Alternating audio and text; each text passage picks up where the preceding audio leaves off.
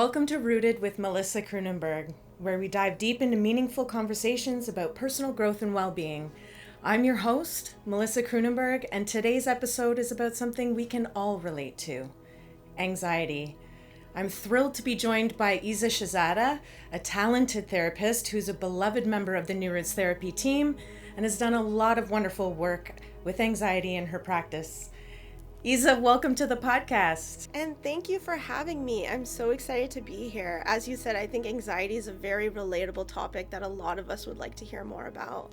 100%. I think anxiety is probably one of the most common things that we as practitioners work with in our practice in one way or another. Even if they don't come in talking about anxiety, usually it's somewhere within the work, right? Oh yeah, it will eventually come up. It's a matter of when and not if. Right, exactly. And so a lot of people might put fear and anxiety in the same bucket, right? Because there's a lot of overlap between when we experience fear versus anxiety. So how would we differentiate fear from anxiety? That's a really good question. I think there's a lot of opportunity for confusion when it comes to fear versus anxiety. So I would say fear is usually more of a natural response. It comes up in the face of a very real, imminent threat, right? So if you're walking alone at night in your car, you kind of have the feeling of, I'm by myself. Maybe I should be really cautious because of the context of the situation. Often fear makes a lot of sense and it's there for our protection.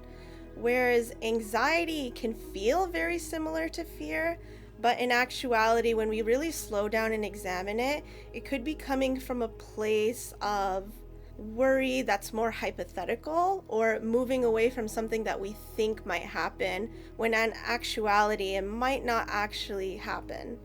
Yeah, I sort of see anxiety as this experience of future fear. So fear of a particular outcome that hasn't happened yet. So like when I'm anticipating doing a speech, or I'm worried about what might happen with my child or something like that, I'm imagining an outcome basically that I am afraid will come true, and that can make me anxious. Would you agree with that? Absolutely. I think something comes to mind. Anxiety is often an overestimation of a threat and an underestimation of our ability to cope with the threat. Yes, I would agree with that, especially because the threat can be internal or external. So when I'm saying fear of a particular outcome, what I mean is, it can be outside of us in the sense of, I'm afraid if I give this speech, I'm going to look silly and everyone will hate me or reject me. Or it can be also about a feeling, a core feeling that we have that we don't want to deal with or don't want to look at. So a lot of times, people can be experiencing deep despair or grief or even anger, and there's like a subconscious fear that if I were to lean into this, I might get swallowed up by it. I might not be able to handle it.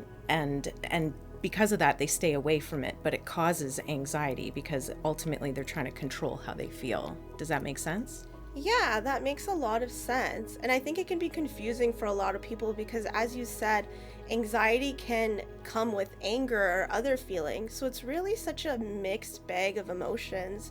Yeah, 100%. And so I guess I'm curious, what is usually underneath anxiety? When you're working with folks and someone comes up to you and says, I think that I'm anxious or I'm struggling with anxiety, what's your first move? What do you do? Well, if someone comes to me saying that they're experiencing anxiety, my first move is usually to find out, well, what does your anxiety look like, right? Because it shows up in all these different ways. It can be coming from, like you said, the external, so some very real things happening maybe at work, or maybe internal. There's a feeling that person has about themselves that they're having a hard time sitting with. So that avoidance piece comes in where they're trying to move away from the anxiety by not sitting with the feelings. What you're saying makes so much sense, because when people come in, like, everyone's understanding of anxiety is so different and their experience is so different. And so, like you, my first question is around, like, what is this for you? What does it look like? You know, how would people know that you're anxious? What are the thoughts that you're telling yourself?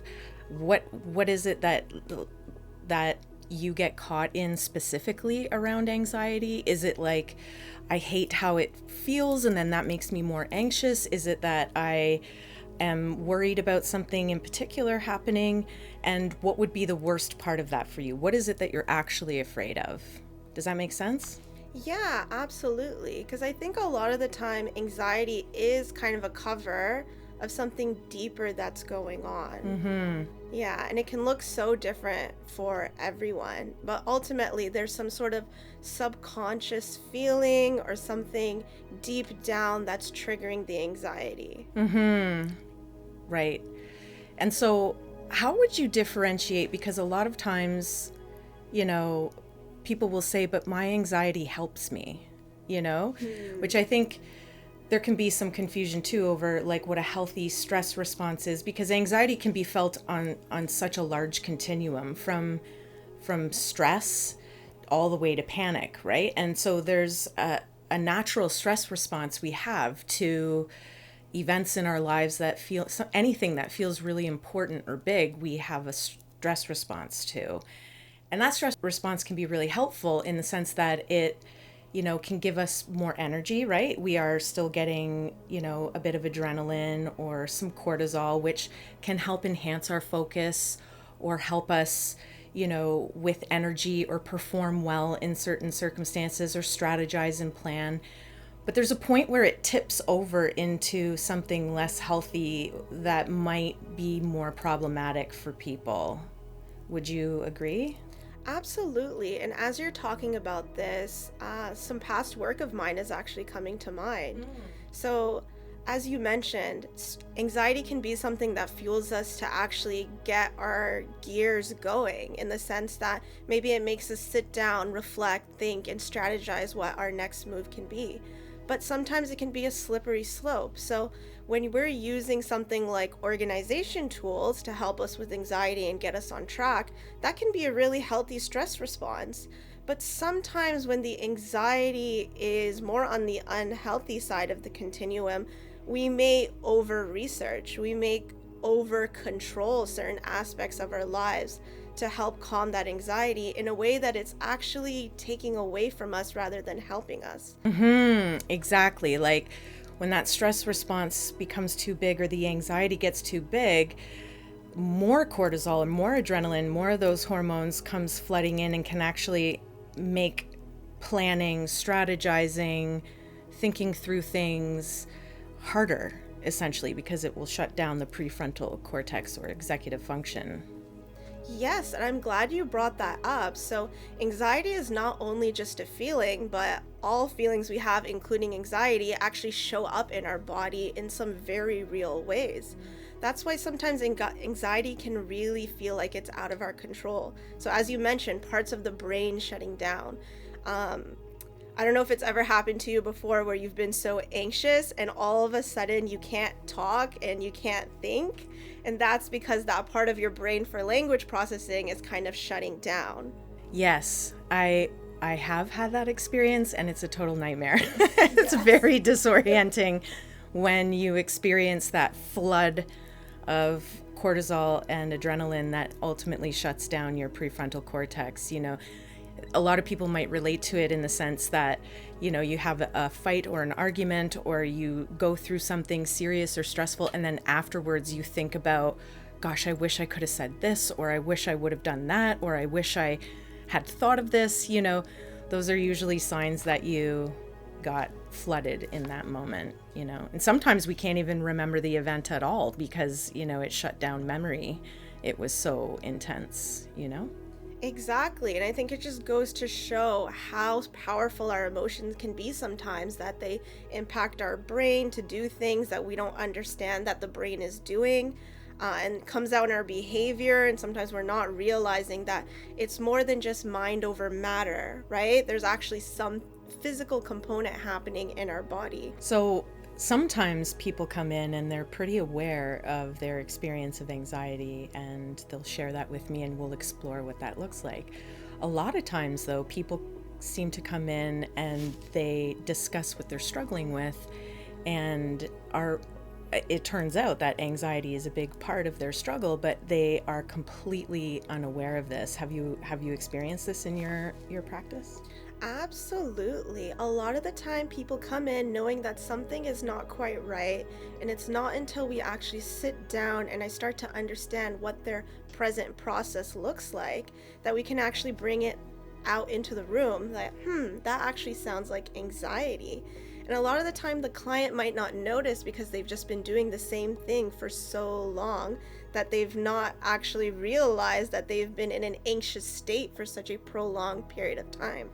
Yeah, I'm reminded of a client that I had where they actually came in as a couple, but when they started talking about some of the fights that they were getting in, a lot of them were around cleanliness, and the one partner really needed to have things a particular way and was very meticulous with wiping down the kitchen and all of these things. And when we unpacked that, it really came down to a fear of sickness, this anxiety, this health anxiety that she had been sitting with for her whole life. And when I named that and said, it sounds like you have some health anxiety, it really transformed things for her, because now she had a name for it where, it was completely out of her awareness before. She just thought that's how things are. That's what you do, right? Wow, what a powerful moment to have with your client, right? For someone to be doing something for so long and then finally have the name for it. Can only imagine what a mixed bag of emotions that might be. There's some relief there as well, some understanding. Wow. Yeah. I can relate to anxiety showing up in my practice as well. I've had clients come in and they say, oh, I have these physical symptoms and I'm feeling this sort of way, and even saying I'm having panic attacks, and not really understanding that panic attack is coming from a very long standing experience with anxiety that they've just not been attuned with until it got to the point of being something like a panic attack. Because often if anxiety goes unchecked and it builds, it can build and build and build and build until it feels so overwhelming you can have a panic attack. And then ironically, additional panic attacks might happen because then you start fearing panic. So so it gets into this vicious loop that now I'm anxious, I'm going to panic, and I don't like how that feels. And the anxiety over panic actually incites the panic, which is a horrible loop that I've had many clients get stuck in. The anxiety will create more anxiety, because I think we mentioned this early on. Anxiety can also create a sense of avoidance, where you're not actually noticing and naming and sitting with it, but trying to move away from the discomfort of the feeling. But that in turn, as you said, feeds into a bigger loop, which can ultimately end up creating even more anxiety. Yeah, and I would say that anxiety is the experience of avoiding something in some way, shape, or form, whether it's avoiding having to accept a potential reality, or avoiding having to be with really difficult emotions. Like it really is at the heart of most anxiety. And when I'm working with people who are anxious, I mean, the go-to process is, can we sit down and create space to just slow down and be with what's happening and notice how you're responding to these physiological experiences that are happening in your body that are signaling, anxiety. And when we do that, ironically, the anxiety dissipates.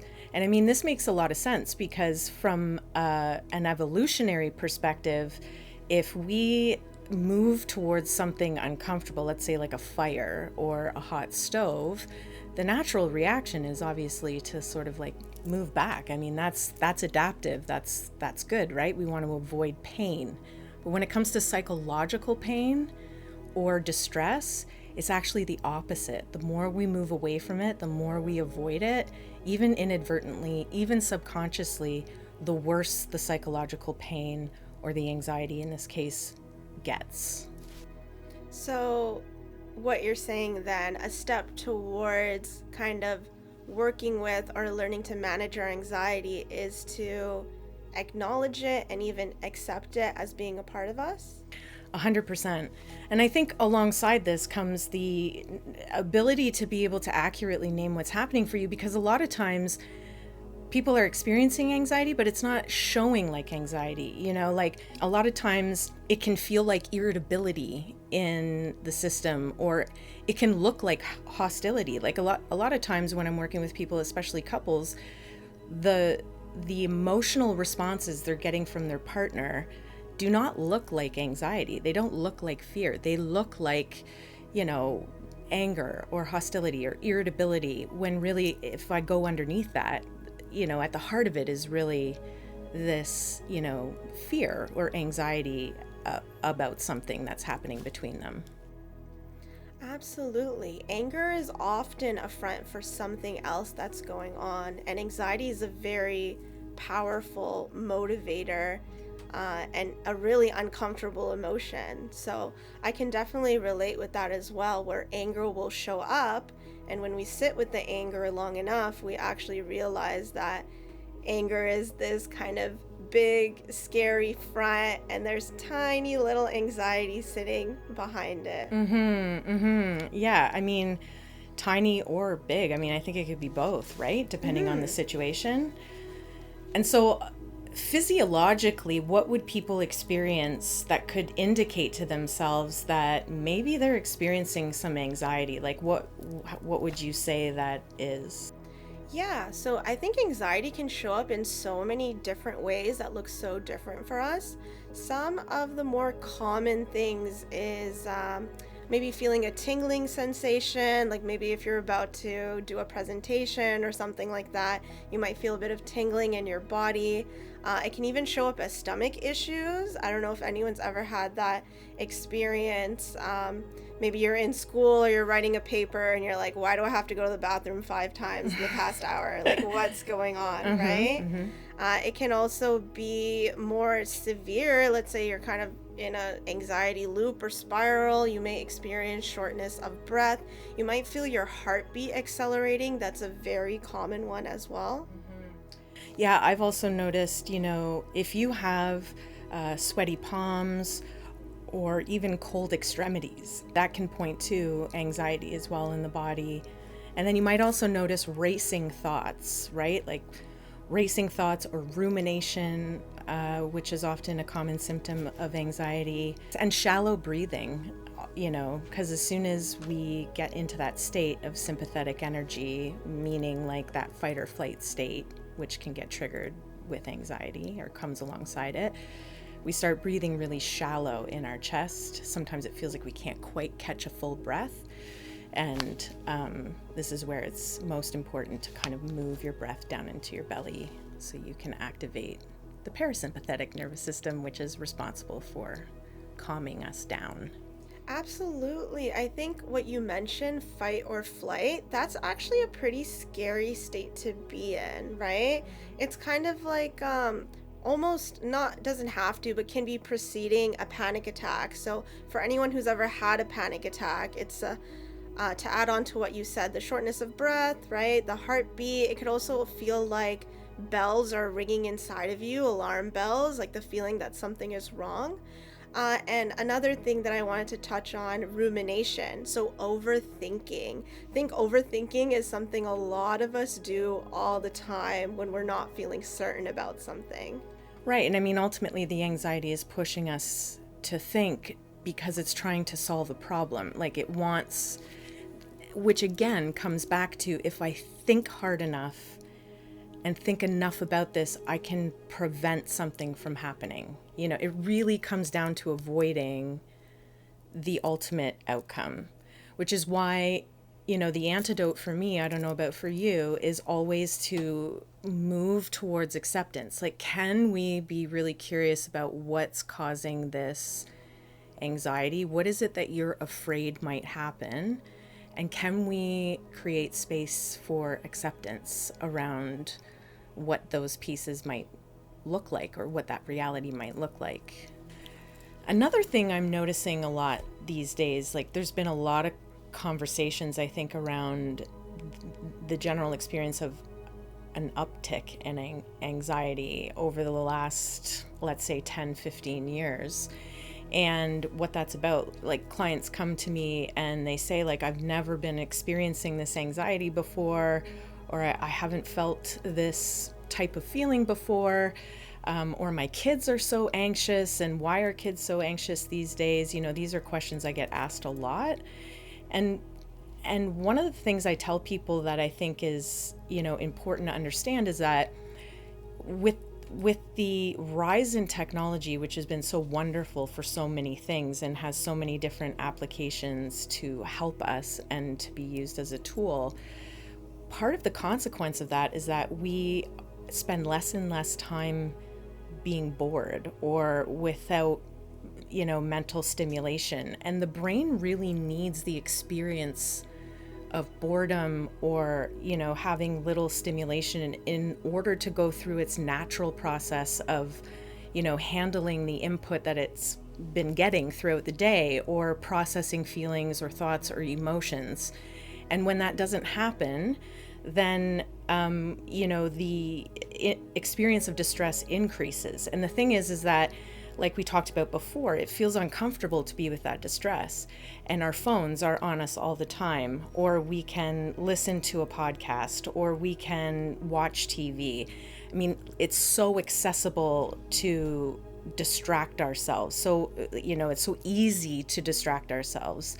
And in this process, I feel like it just adds to the anxious experience, right?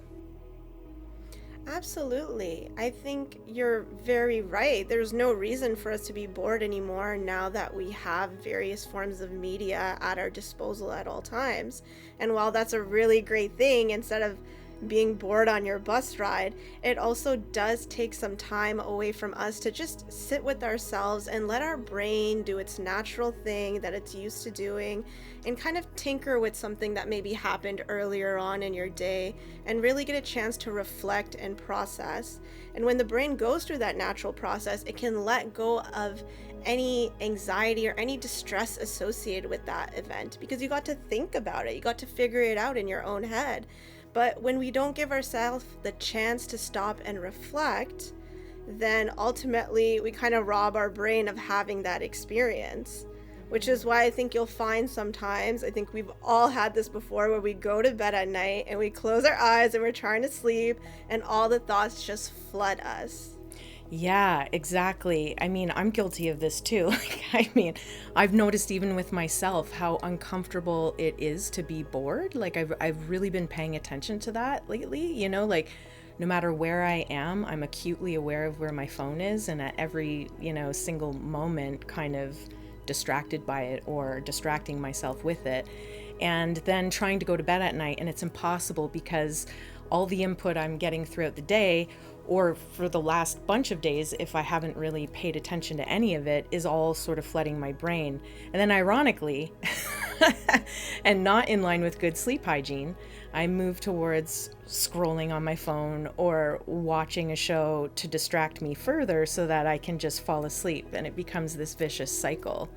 Exactly. So when we're going to bed and the thoughts are flooding, then yeah, we'll continue to avoid the feeling. We'll pull out our phone, put on a nice comforting show, and just kind of lull off to sleep, right? Yeah. But then all those feelings and that distress actually just ends up carrying over into the next day, and then the next day, and then the next day.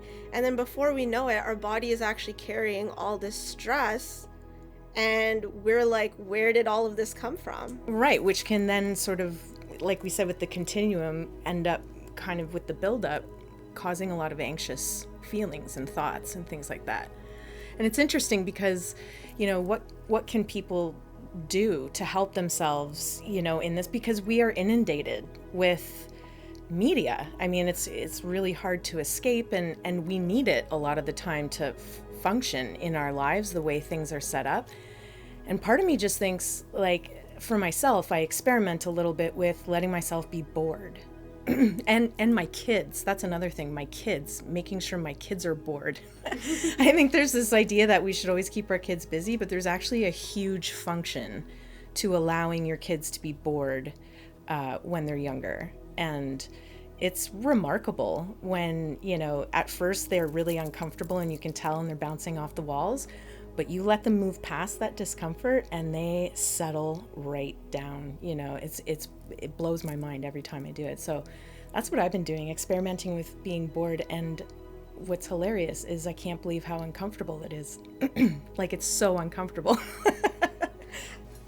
It's interesting you bring up kids and phones and distractions, because how often do parents or people in general, if there's a child and you need to get something done for 5 minutes, you just hand them a phone because you know it'll be enough to keep them busy? Yeah, and listen, as a parent, like, I can fully identify with that, and I've done it several hundred times. Because, you know, at the end of the day, we're trying to function, we're trying to balance a lot, and you know, doing that from time to time is like not a problem. But I mean, overall, the access that kids have to distract themselves is more now than it ever has been.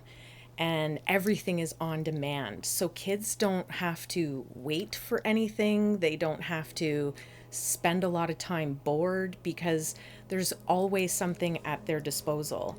And I think the consequence of that is that kids are not learning how to sit with uncomfortable feelings and deal with them.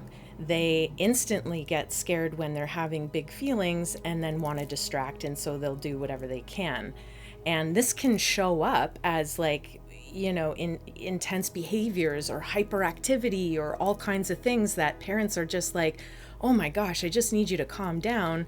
Then we hand them a tablet and we're back into the same cycle again, rather than creating space to let them have their emotions, to let them be bored, to let them experience themselves and work through it. That's, you know, it's a hard process as a parent, but a real necessary one if we want kids to be able to regulate emotion. So we've talked about a lot of things related to anxiety today. And I mean, both of us work with clients who experience anxiety. I'm wondering, you know, what you might say to the listener out there about, like, you know, what you do that's typically helpful for clients that are experiencing anxiety. What do you suggest? How do you ultimately help them and help them help themselves when they're not in session? Yeah, so one of the things I always work on with every client, regardless of if they're experiencing anxiety or anything else, is to really slow down and check in what's happening inside, right? Because unless we're able to name that this is anxiety showing up, then it's hard to know what to do about it. So slowing down and kind of noticing and having that awareness that, hey, I think this is anxiety right now. I've been overthinking on this for a really long time. Could that be anxiety? Right. And I mean, it starts with awareness, really, like just practicing being aware of how you feel. So is there tension in your body? Are you thinking in a loop about something over and over again? Are you having trouble falling asleep at night because you're being flooded with thoughts, you know? And if so, can you take a minute to slow down and turn toward the discomfort? You know, can you create some gentle space inside yourself to just turn toward it as opposed to turning away from it? Am I getting that right? Absolutely, right? So feeling that anxiety, and instead of avoiding it or doing something that takes you away, lean into it. And in order to lean into it, you need to accept that anxious part of yourself, and most importantly, validate it, right? Anxiety is not a bad thing. It's not trying to hurt you. Often anxiety shows up because it's something that you care about, or it's something that your brain thinks is important to you. So to validate that anxiety, I'm feeling anxious right now, and that's okay. That is so powerful. Yes, I mean, acceptance in general, right? Acceptance of how I'm feeling, acceptance of the things that I'm fearful of or anxious about. Acceptance is just so key. I have seen so much transformation just in the invitation to accept and befriend the internal experience. And it feels counterintuitive because, like I said, we want to move away from painful things, but it is wild how transformative it can be when you give yourself the space to turn toward it. I also find that mindfulness strategies are really great for that. So I'll often, to help them with that process, because not everyone knows how to do that. It's like, how do I turn and sit in my feelings? I get that question all the time. And so, I'll recommend mindfulness exercises, body scan exercises, or progressive muscle relaxation exercises, which you can find for free by the bajillions on the internet. You got to find one that fits for you. And they come in all different lengths of time. So you can get anywhere from 2 minutes to an hour long, guided exercise that can be really helpful. And of course, the more you do it, the more, skilled you are at being able to meet your experience whenever it does show up for you. Yes, right? So alongside the mental component of accepting the anxiety, there's that physical component as well. So anxiety essentially creates, as we mentioned earlier, there's a physical component that shows up in the body, right? So there's a buildup of tension, of energy. So even things like gentle stretching, getting up, doing some jumping jacks, shaking it out, doing some deep breathing exercises. These are all really simple yet effective ways to kind of regulate the body and kind of shift it a little away from fight or flight if you're heading towards there to what we mentioned earlier, the parasympathetic, the rest and digest, everything is okay. Right. Yeah. All of those sort of promote a sense of calm and soothing in the body, especially when you can work with the energy, right? Because with that buildup, this is why exercise can be such a wonderful tool for people to use and to help keep you regulated and feeling calm. There's also the strategy of, I think even you spoke about it when we talked last around writing things down at night. So putting what's floating around in your brain that feels overwhelming and just getting it down on paper. Am I getting that right? Was that the strategy? Yeah. So we talked about this earlier, actually, and a lot of the time anxiety is these really fast thoughts in your head, particularly flooding anxiety that happens when we're trying to go to bed at night. So if you're finding you're tossing and turning in bed for more than 15 or 20 minutes, it could be really helpful to just take out a pen or paper and just write down what exactly those thoughts are. Or if you have time in the middle of your day and you're like, this is my boredom break, and something starts coming to mind, like a situation that you just had that created a bit of distress and anxiety in you, writing it down is so powerful, because what it does is it kind of mentally tells the brain, okay, we've written this down. We can approach the problem later. It kind of does an internal check so that your thoughts aren't still kind of abstract floating in your mind, but they're actually in front of you on paper. So you feel like you can actually do something with that. And you can, especially at night, you can say, now I've written it down and I will think about it again tomorrow. Yeah, I love that because, putting names to things, giving language to the experience is an automatic strategy for down regulating the nervous system, right? They call it name it to tame it. So just write it, whatever your experience is. I also find that a lot of people think that crying is this really negative thing.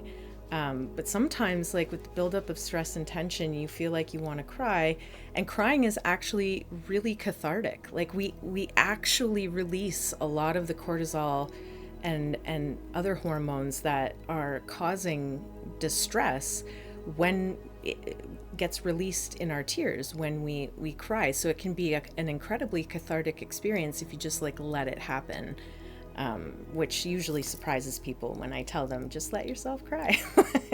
They're like, oh. Exactly. Right. And so on that note around naming things, right? Folks are usually like, so once I name it and I sit with it, like, what, then what? And the whole experience is about turning toward the experience, listening to what it's trying to tell you, and then doing, asking that feeling, which to some people sounds crazy, but if you actually just ask yourself, what does this feeling need right now? The wisdom is there. It usually comes up. And sometimes it's like, I need comfort, or I need to talk to a friend, or I need just for someone to hear me talk. And so I would urge them to do that and to reach out to someone and have that conversation. Now, that being said, sometimes we're surrounded by people that aren't great at hearing when we're in distress. They don't know what to do with it, or they want it to just go away, so they say you're fine, or they try to distract you with something like, let's just go out and do something. And those are all coming from a great place, but I would say that if people are having these experiences and they don't have anyone to share it with, then therapy can also be a great option to help you through it and to help you make sense of it and to help have an other witness it for you. I find that also very cathartic. Absolutely. I think if you're feeling anxiety and you're trying to figure it out yourself, lean on your support network first, right? The people that love you, that want good for you, they're going to be there and they're going to try and help you figure it out. Sometimes our anxious thoughts, we've been overthinking them for so long. Sometimes maybe there's an easy solution we just hadn't thought of that someone else can bring to us. But as you said, in the case that maybe you've tried to lean on your support network and you're finding it's still not working for you, you still can't get through the weeds of anxiety, then seeking professional help is probably the best next step. 100%. Ezza, thank you so much for coming today. It's been so awesome chatting with you, and you've provided so many valuable insights for me and for our listeners. Thank you so much for coming. And thank you so much for inviting me. Thanks for joining, everybody. Anxiety can be an experience that we all come up against at one time or another to a greater or lesser degree, and it's okay to seek support. If you want to see more of Ezza, you can reach her at newrootstherapy.com. Until then, please stay tuned for our next episode and continue to grow courageously.